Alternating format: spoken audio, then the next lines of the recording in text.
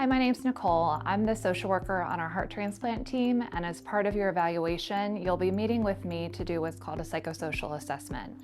When you're planning to meet with me, if you could please plan to bring whoever you plan to be the most involved in your support after transplant. That's a big piece of what we're going to talk about during our assessment. As I'm sure you went over with the nurse coordinator when you were doing education, we plan for you to need 24-hour support for at least the first month after getting out of the hospital after transplant. It doesn't only have to be one person, so it's okay if you have several family members or friends who plan to piece together their availability for you. But whoever you plan to be the most involved, please plan for them to come with you, and then that way they'll have the chance to ask questions and to hear about what expectations are of caregivers after transplant. Some of the things that we're going to talk about in addition to support planning when we meet together also are about your medical history and how you're doing with managing the medical conditions that you currently have, how you're doing with taking your medication and appointment attendance, how much you understand about transplant so far, and if you're ready to move forward after completing education.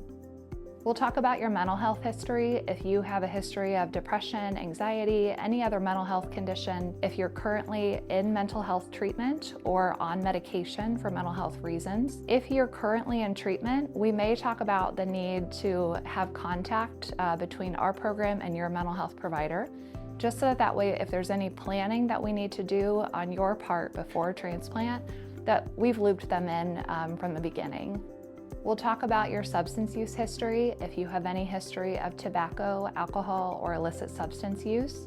If a need is identified for substance use treatment prior to transplant, then we'll talk through options at your appointment too. We'll talk about where you're planning to live after your transplant. So if you're planning to return to your own home, or if you'll be planning to stay with family, and then that way we can plan for how close you'll be to the transplant center after surgery, knowing that you need to come back and forth quite frequently at the beginning. With those appointments, we know that you'll be returning frequently for labs, for biopsies, for outpatient visits, and so we'll also talk about how you plan to have transportation provided for you while you're not able to drive. I'll also ask if you've ever completed advanced directives, things like a healthcare power of attorney or living will. If you have completed those things already, feel free to bring copies with you for our appointment, and they can be scanned into your chart then.